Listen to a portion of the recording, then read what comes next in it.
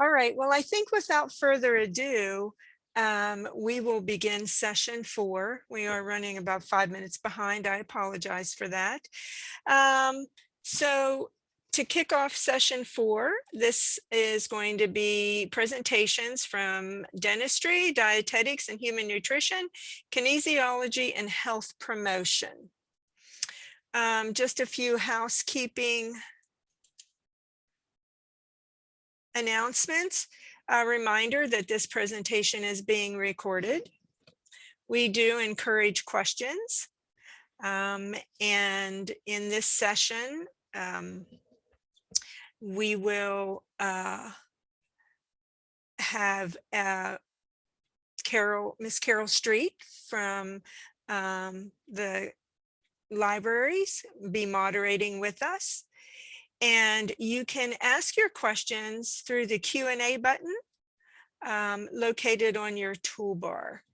The raise your hand function has been disabled.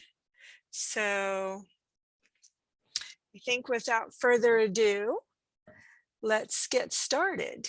So our first presenter in session 4 is Sydney Gordon. Sydney, are you ready to present? I am. Okay.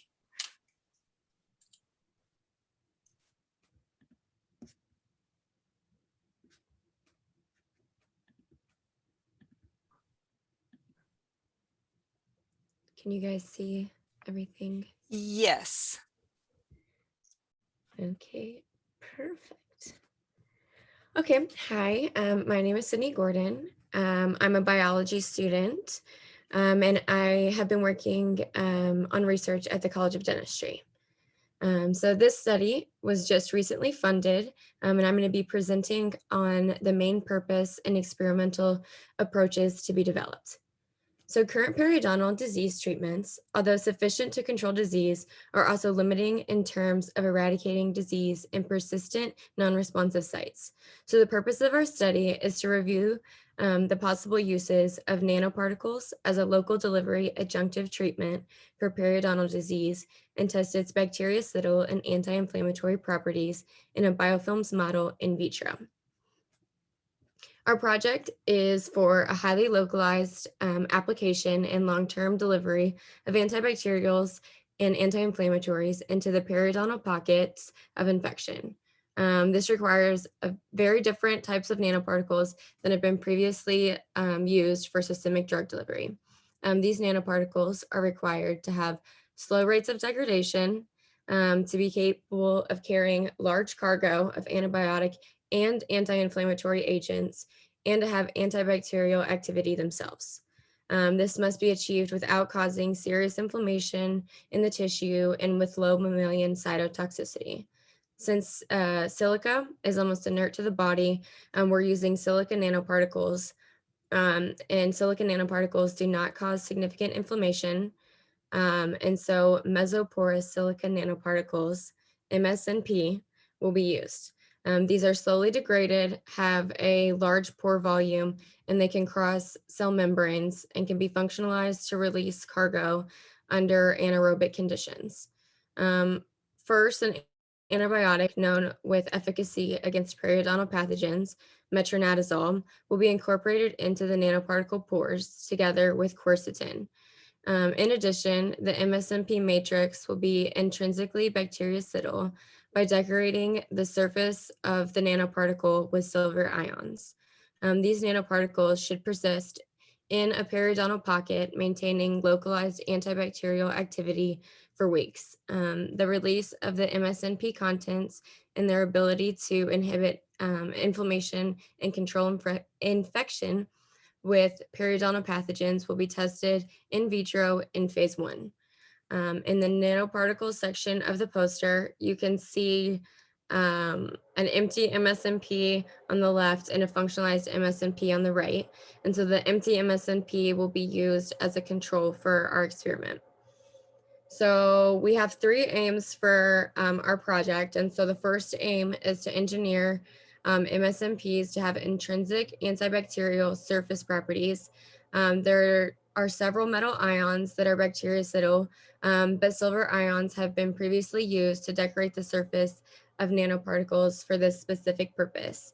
This will be the first iteration for this aim, and these MSMPs will be tested in vitro for bactericidal action against microorganisms commonly associated with periodontal infection.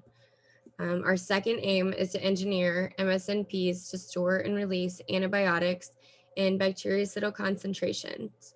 The same MSMPs used for specific aim 1 will be functionalized so that antibiotics known to be effective against periodontal infection will enter the porous interior. The first iteration, we will use metronidazole, and nanoparticles carrying this cargo will be tested in vitro for antibacterial action against periodontal microorganism biofilms. The duration of the antibacterial action will also be evaluated.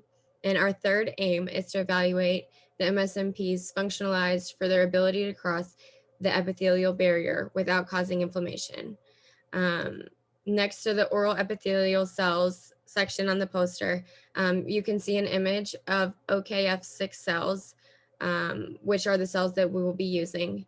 Nanoparticles will be tested for particle tissue penetration through an epithelial organoid. We will infuse the nanoparticle membranes with fluorescent tags to track the penetration through epithelial layers by fluorescence microscopy and test the ability to reach invasive bacteria. If the nanoparticle shows successful tissue penetration and an increased antibacterial and anti-inflammatory response, further testing will be done to determine the safety for potential human applications. In the figure under future uses, this shows what we hope to accomplish on a cellular level by using the nanoparticles as a localized treatment for periodontal disease. The slow release mechanism of the MSNPs will allow for extended treatment of infected tissue, providing a longer lasting and more effective treatment. If phase 1 studies are successful, there will be sufficient data to indicate that these nanoparticles represent a therapeutically valuable approach to periodontal infection. Phase 2 will optimize the nanoparticles for safe periodontal pockets in vivo and will develop the product towards approval for local drug delivery. The FDA has approved over 50 nanoparticle-based drug delivery systems already, but this would be the first proposal for nanoparticle use in periodontal disease. So thank you for listening to my presentation. I will now open the floor to questions.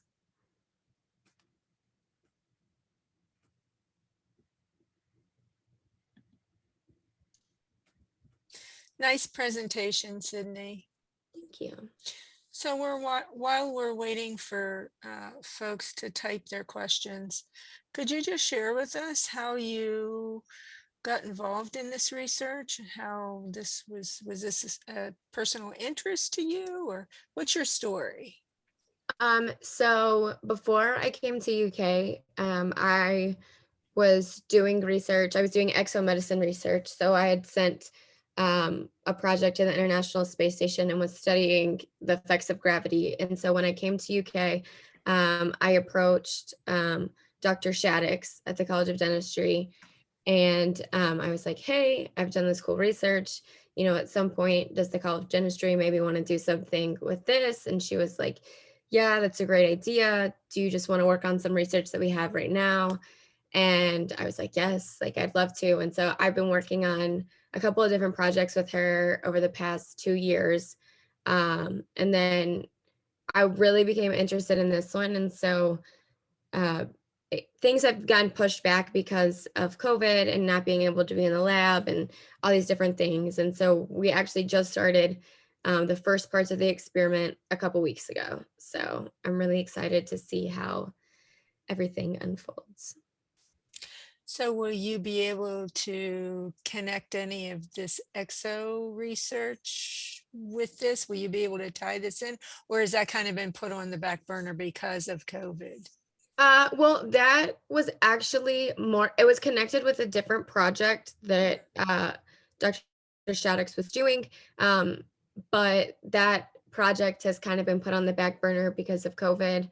And they started working on this, and then Dr. Gonzalez took over this project, and he needed an undergrad student to work in his lab, and I was like, I'd love to. And I have really enjoyed working on this project.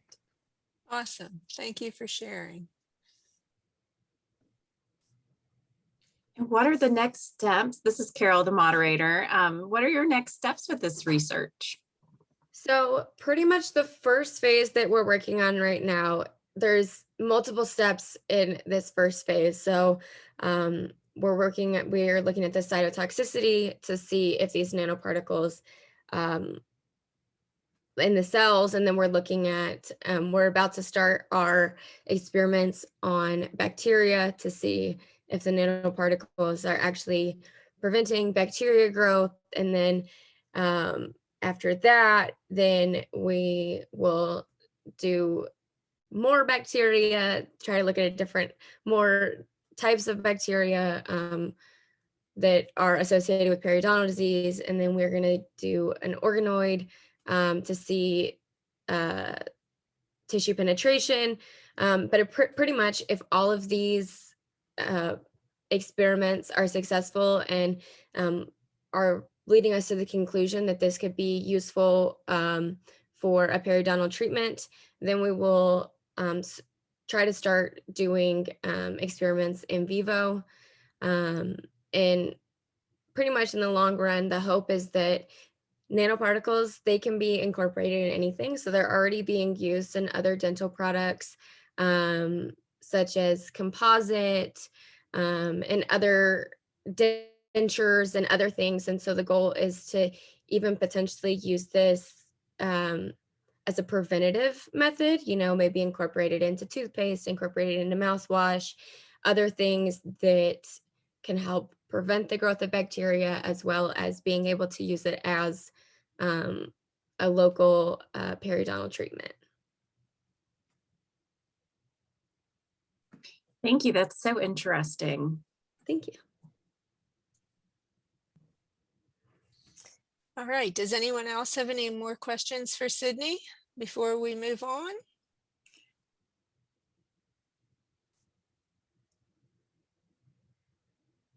All right. Well, thank you very much, Sydney. Thank you.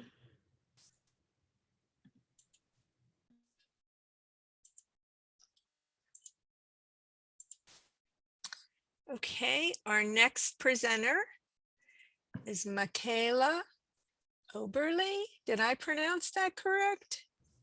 You did, yes. Oh, yay. Are you ready to present, Michaela? I am, yeah. Okay. Michaela's with dietetics and human nutrition and works with Kendra. Kendra O is what I call her because I can never pronounce her last name. Mackenzie Barr and Dr. Tammy Stevenson.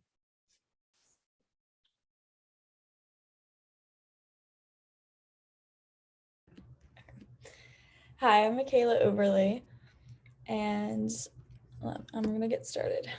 Okay, so since March 2020, the COVID-19 pandemic has changed the lives of many through the national lockdowns and restrictions. College students were also impacted due to being forced to relocate from their university campuses and continue their classes online. And this had the potential to affect their health and well-being in many different ways. So the purpose of this study was to assess food insecurity, perceived stress, employment, and budgeting habits among college students and recently graduated students before and since the COVID-19 pandemic. So for this research, we used an anonymous online survey that we distributed to 897 student attendees and leaders of the weekly student-led free meal program. And we collected data from June 2020 to August 2020. And we incentivized it with a $10 e-gift card if students completed the survey. And the student response rate for the survey was 26%, or 235 out of the 897 students who received the survey. And so from the data that we collected, we found out that of the 235 respondents, 31.3% of the students were food insecure. And so food insecure doesn't necessarily just mean like, oh, they couldn't get like food on their tables. It was just they weren't able to like access like free, like, or not free, healthy, well-balanced meals at all times, or they couldn't afford it or something. And so then we also found out that students who were classified as food insecure had significantly higher pre-COVID perceived stress scores compared to those classified as food secure. And then we also found out that the perceived stress score of students who were food insecure and food secure increased by almost 5 points from their pre-COVID to their since COVID score. And then we also took a look at the employment status of students before and since the pandemic, and we found out that 37.8% of the students that were working before the pandemic were no longer working like after the pandemic hit. And then, however, despite this, those who worked before COVID were 3.49 times more likely to be among the students that were working during the pandemic. And then lastly, we took a look at the budgeting habits of students before and since COVID. And we didn't find any significant data in like changes to budgeting habit from before and since COVID, but we did find out that the food insecure individuals before the pandemic were 2.59 times more likely to budget than the food secure individuals. And so based off our preliminary data, we found that the food insecurity and perceived stress, as well as employment status, was significantly impacted by the COVID-19 pandemic. And then like food assistant programs, like such as the Supplemental Nutrition Assistance Program or SNAP, it has like it set like certain requirements for students to be eligible for their services. And so for SNAP, it requires that students work at least 20 hours per week. And this was their requirement before the COVID-19 pandemic hit. And so after the COVID-19 pandemic hit, from our findings, what we found out was that some students who were working before the pandemic, they were no longer working anymore. And so this might have like an implication. So like if student employees that were no longer able to work during the pandemic, they wouldn't be eligible for these services if they needed them. And so that might have that could have an effect on like their food security, like their food insecurity status, since like they won't be able to access resources that they need because they can't meet those requirements. And like states across the United States try to fix these requirements so they can include more students, so more students could access these resources. And so all in all, this research indicates the potential for implementing a multidisciplinary relief for students facing these challenges. So for example, like Campus Kitchen, which is a student-led organization, has a program called Farm to Fork, and that delivers, or every Wednesday passes out free meals to students on campus who are, for any eligible student that wants a free meal, they can pass that out. So this research implicates like more funding for that. And yes, I'm gonna open up for questions now.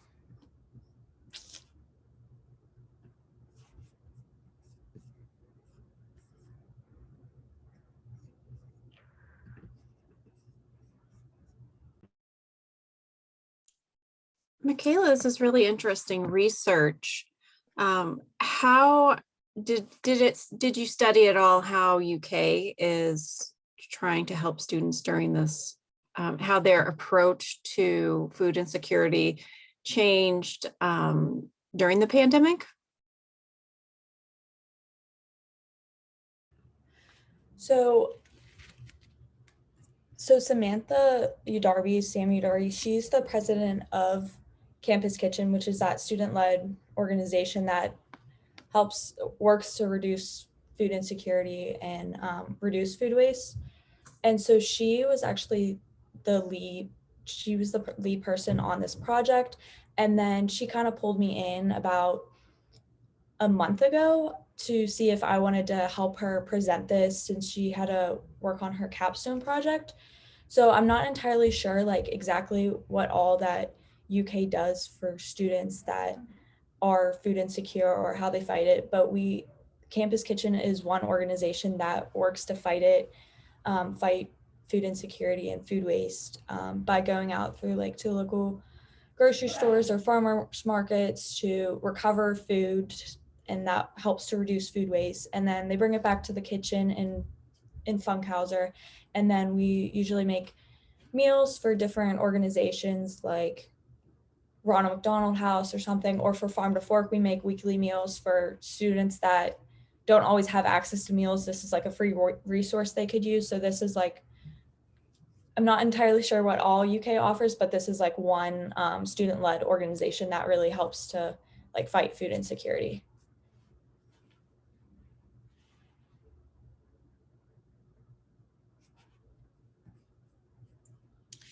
So, Michaela, I'm just curious. So this study was done during the summer months of last year, right? So during the pandemic. Yes. So it's interesting to me because we weren't on campus. So did you get any indication of, were these students living on their own? Did they live with their parents? Was there any kind of demographic information that you gathered in terms of that? Yeah, so if you look at the green table on Mhm. the slide, we had some demographic questions within the survey. And then there's like a section and it says the living situation before COVID. And there was like who was living on like university housing or off campus. And then I'm not entirely sure if there was questions for like where they were living at like like during COVID, like what their living situation was. Mm, But interesting. Because I would assume that students who were living in an apartment during COVID probably had a much more difficult time to sustain themselves because of job loss, things like that, even though they probably were able to apply for some unemployment. yeah. Yeah, so the census was like a cross-sectional research survey, and it was only at like one given point in time. Mhm. Um, if we had like more resources or something, we could have like been able to like do it at multiple different points of time, because that's like one thing is like if students were taking this and they were living at home where like their parents were providing for them, obviously their responses would have been different if they were living off campus in their apartment and they Absolutely. had to provide the food. So if we were eligible to like keep on implementing the survey, maybe not just through June 2020 to August 2020, maybe if we did it like at one point in the fall and one point in the winter months, we could have collected more data and seen how the responses changed as students went from living with their Mhm. living with their parents to like living off campus, because obviously that would affect it because Absolutely. Well, yeah. that may be some future work Yes. that you guys can look at doing, Yeah. especially maybe in the fall, because that'll give, there'll be a lot more time frame to compare that data. Definitely, yes. All right. Well, thank you very much, Michaela. Nice presentation. Thank you.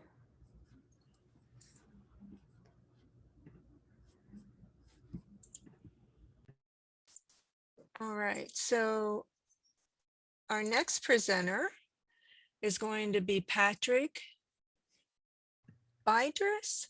Bedrest. How do you pronounce your last name, Patrick? It's Bidros, but Bedros. close I enough. apologize. You're fine. Bedros. And Patrick also comes to us from dietetics and human nutrition and works with Dr. Robin Shoemaker. All right. Okay, so hello everyone. My name is Patrick Bidros, and I'm a sophomore majoring in biology at the University of Kentucky. I, along with Dr. Shoemaker as my mentor, chose to investigate the relationship between ACE2 and neprilysin concentrations and how that related to preeclamptic occurrences among pregnant women. So pregnancy in general is a period of vast change within the cardiovascular system of pregnant women. Preeclampsia is a very serious condition marked by sudden increase in hypertension at the 20-week gestational mark. So the renin-angiotensin system helps to maintain and regulate blood pressure and electrolyte balance within our bodies. During healthy pregnancy, the renin-angiotensin system is activated, but it has been found to be dysregulated in preeclamptic pregnancies.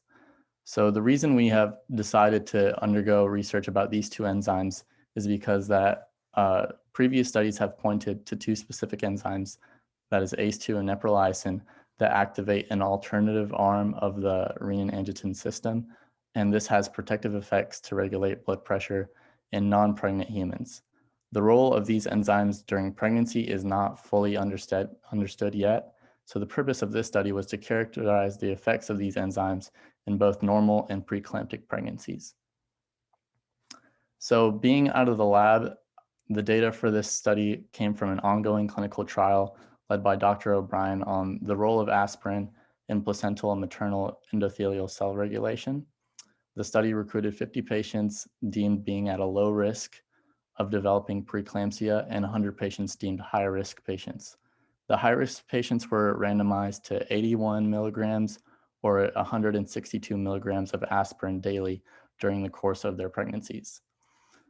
Their blood pressure, heart rate, and BMI were measured at 4 points during their pregnancies, and their ACE2 and neprilysin levels were measured through serum samples once at the 12 to 16 week gestational mark, and then one more time at the 28 to 32 week gestational mark. So because many of the physiological changes that occur during pregnancy happen between these two time points, we use these two time points as a sort of late and early time value shown later in our figures. So after quantifying some data and doing some statistical analysis, this led to some interesting results.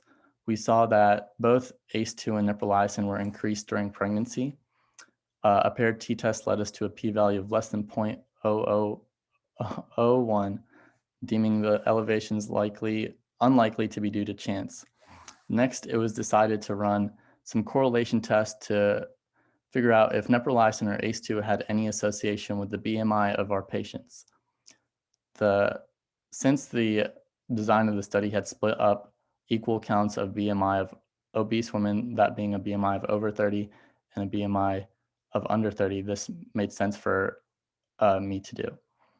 So the neprilysin correlation with BMI showed a correlation coefficient of 0.332 with a p-value of less than 0.001. As for ACE2, this showed a correlation coefficient of 0.203 with a p-value of less than 0.05. While I'd hesitate to call this significant, there definitely seems to be a positive trend with ACE2 and BMI. Furthermore, a two-way ANOVA based on separating the BMI of over 30 and the patients with a BMI of under 30 proved that the patients with a BMI of over 30 had a higher starting and late neprilysin level than the patients with a BMI of under 30. Lastly, the change in ACE2 from the first and third trimester was quantified for the subset of patients that did not develop preeclampsia and a subset of patients that did develop preeclampsia. For the subset that did develop preeclampsia, they had a greater change in ACE2 levels during the course of their pregnancy that was proven with a p-value of 0.01. So moving on to what conclusions we can draw from this research, we can see that both ACE2 and neprilysin are increasing during pregnancy, signifying the activation of that alternative arm of the renin-angiotensin system. Neprilysin also showed an influence on BMI, and BMI also influenced the rise in neprilysin with patients with a BMI of over 30 showing higher increases in neprilysin. Elevations in ACE2 were seemed to be indicative of the chance of developing preeclampsia for those subset of 7 patients that did. So moving forward, charting these elevations in activity of ACE2 can prove to be a more effective indicator of the risk of development of preeclampsia.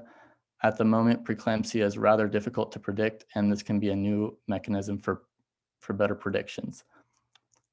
Also in the future, this research can be used to see how neprilysin activity and its prevalence in more obese subjects is related to other parameters, including diabolic and systolic blood pressures and any related risks for development of cardiovascular disease. So that is a quick iteration of my project, and thank you for listening. I'd like to open up to any questions at this time.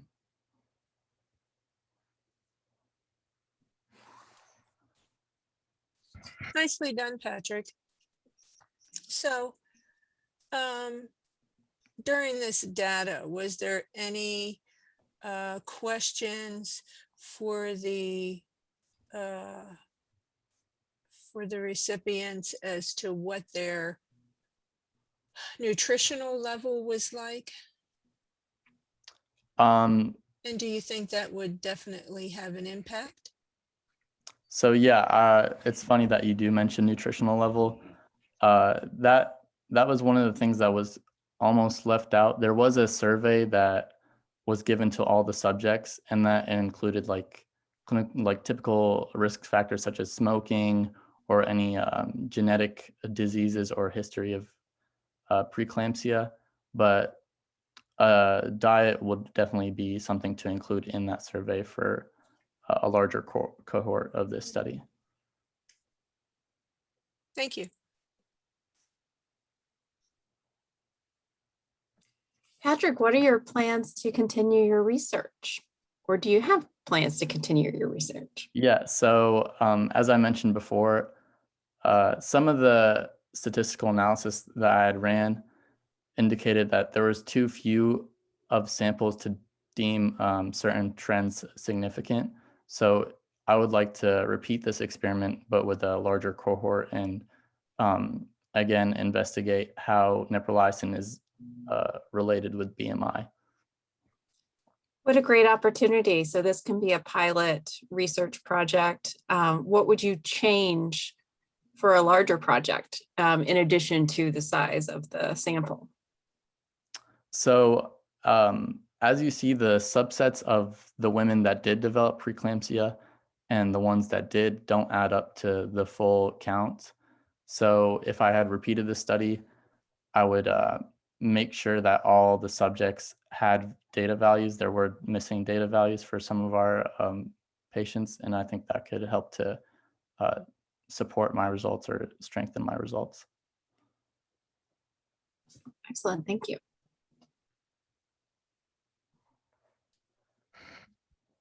So Patrick, how did you get involved in this research? Could you share with us? Yeah, so I started in research the same semester that COVID ended abruptly, our semester. So after that, I really didn't have a chance to get back into the physical lab. So I looked around for projects that I could just do like remote data analysis of. And I got in touch with Dr. Shoemaker through an upperclassman friend of mine. And she put me on, and she taught me a lot about statistics, such as like two-way ANOVAs and t-tests. And it really helped me create these figures and present this to you. Yeah, you know, in the opening ceremony this morning, I mentioned how challenging undergraduate research has been this past year to be conducted, and gave kudos to our faculty who really thought creatively to help students either continue research or really get involved in research who really wanted to do that without being able to come into a lab, right? So you are one of those statistics. But I will say what you've learned in terms of the statistics here and the database work, that's going to take you far in the research, because that's stuff that is kind of learned along the way when you're in the lab, where you sort of now have an upper hand to that, right? Yeah. Which I think is kind of cool. Yeah, it's been a great experience for me. Good. Well, I'm glad you were able to find Dr. Shoemaker, that's for sure, and continue. I think the future of undergraduate research it will improve. I think, this past semester, they did have students back in the labs.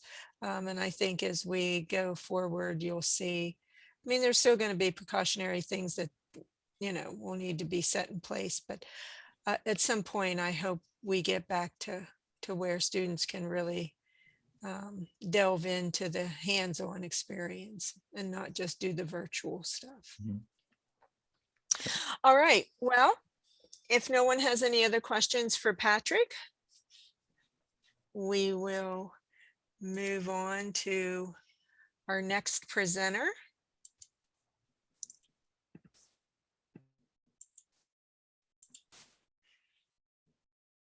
And our next presenter is Cambria Dotson. Did I pronounce that right, Cambria? Yeah. Okay, good. Cambria. And Cambria comes to us from kinesiology and orthopedics and works with Dr. Michael Saman. All right, are you ready? Yep. All right. All right. Share my screen.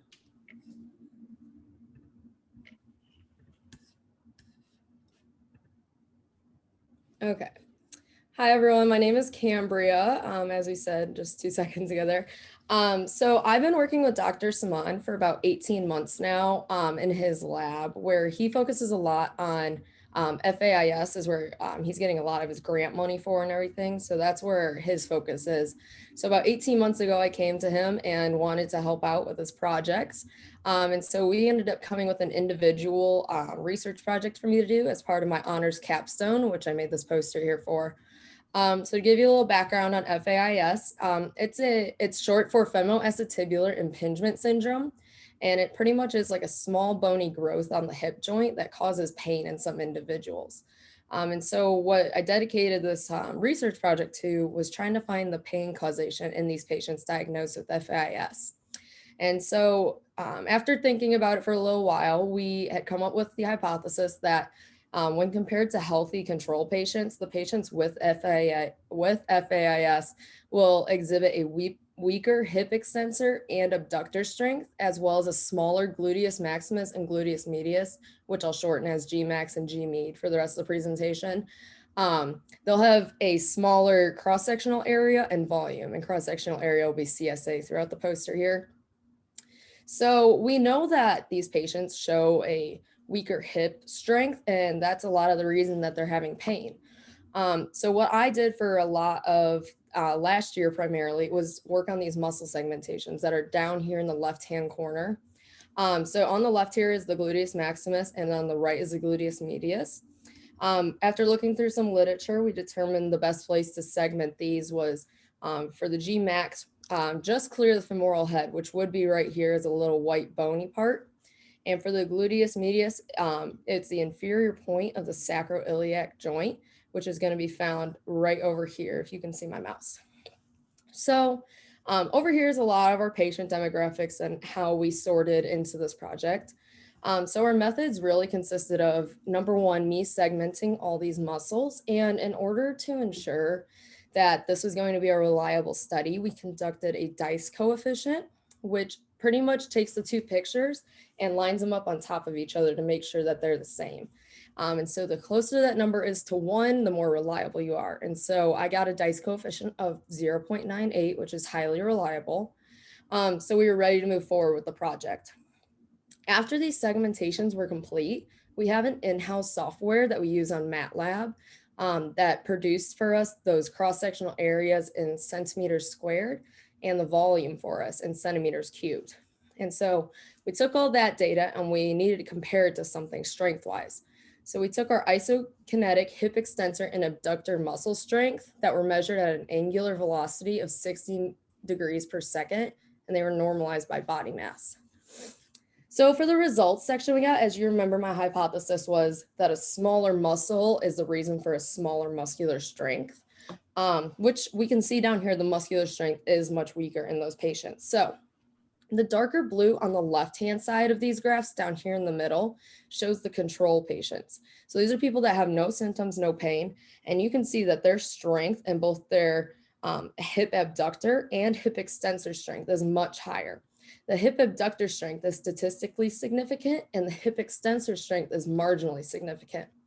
So obviously you can see here that the strength in these two motions is much weaker. However, when we move over here to these graphs on the right-hand side, we examine the cross-sectional area and the muscle volume comparison. So when it comes to the cross-sectional area, surprisingly for the FAIS patients, they had a larger area when it comes to the Gmax and just a slightly lower area when it came to the Gmean. Nothing statistically significant between the two, which was actually surprising. And even more surprising is when we move down to muscle volume here, you can see that the FAIS patients, they actually had a larger muscle volume in comparison to healthy controls. And so up here are some of the p-values that show those differences for these muscle strengths.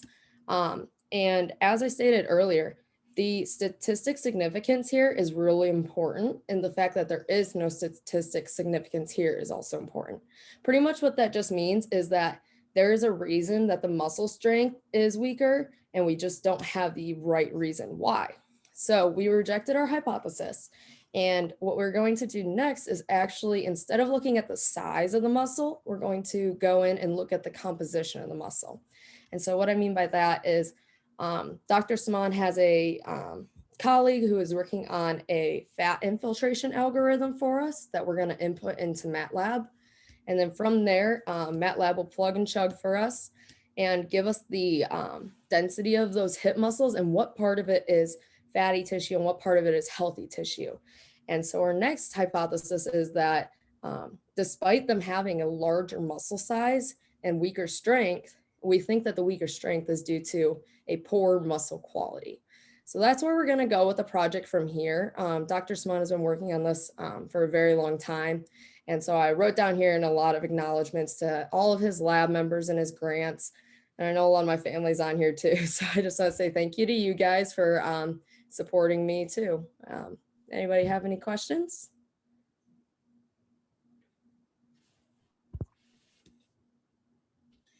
Fantastic presentation. Thank you. I absolutely understood that. Yeah. You did a great job of breaking it down, kind of, as we say, to layman language. Yep. Right? So good job. Thank you. Cambria. You're welcome. I agree. You did a really great job. Sorry, Evie. No, you're fine. Go right ahead. I am wondering a few things about FAIS because it's not something that I'm familiar with, which means I don't have it. It's one of those medical conditions that you know a lot about if you have it. So is there a genetic component? Is it because of an injury? How do people acquire this? So I know Dr. Saman can answer a lot more about this than I can. But from what I know about FAIS is it happens in all populations and especially in a lot of younger populations. So a lot of people after sports. And that's something, it can be like you may have it and you just are unsure because it's not causing you pain.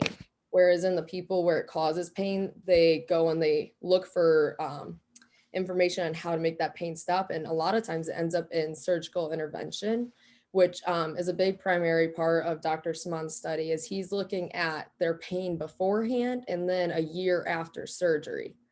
So we currently have some patients that are included in this data here who are going to be going through that surgical intervention.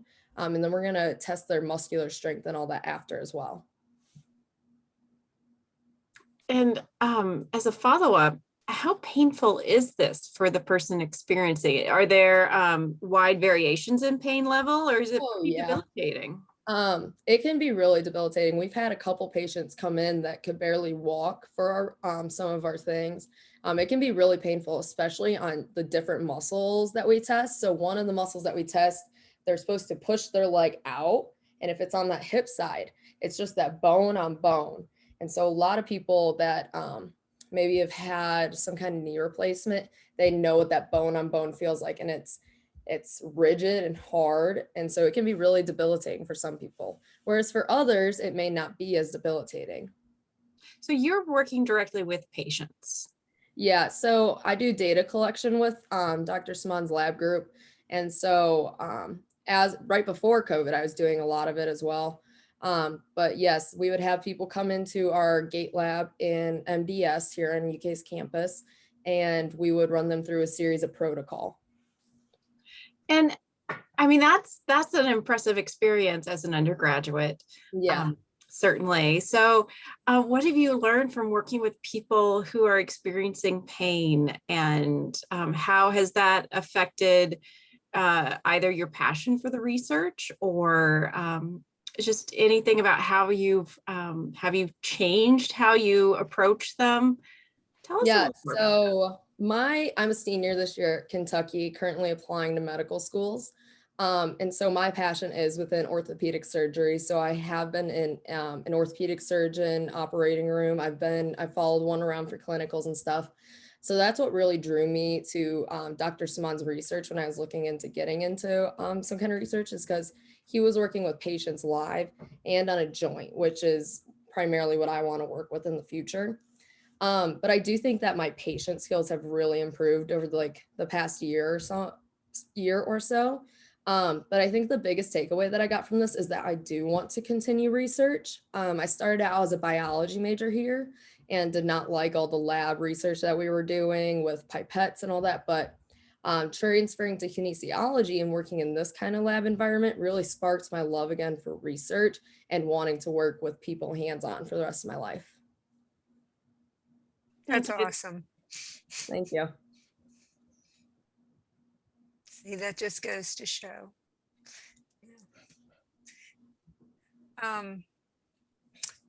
I have one question for you, Cambria. Did your mentor, did he look at, you said they were a lot of younger people, sports athletes. Mm-hmm. Has he looked at the different sports? Like the first thing that comes to mind to me is golf. Yeah. Because you walk 18 holes. Right. You're constantly swinging. You're using your hips constantly. Yeah. And I just wondered if that was anything that is that a core group of people that you saw, or not necessarily? I don't think that we are really looking into demographics in that kind of sense. I think we're looking more within age and Gotcha. weight and how Gotcha. that is affecting their pain scales. Yeah. I just know a lot of golfers have hip Yeah, replacements. it would be really interesting. Like I said earlier, it's a disease that you may have and you're not sure because it's not causing you pain. If I had all the money in the world, I would scan every single person and really get a good number on how many people truly do have FAIS. Yeah. Interesting work. Yep. All right. Well, if no one has any, does anyone have any other questions? I don't see any in the chat yet. Okay. Well, again, great presentation, Cambria. Thank you. Good luck to Thanks. you. I'm sure you're going to be a fantastic orthopedic doctor someday. I sure hope so. And Godspeed to you in your future. Thank you. Yeah, you You're guys have a welcome. great day. Thank you. this actually concludes our presentation of session 4. So thank you all for presenting, and Carol, thank you so much for moderating this session. You asked some great questions.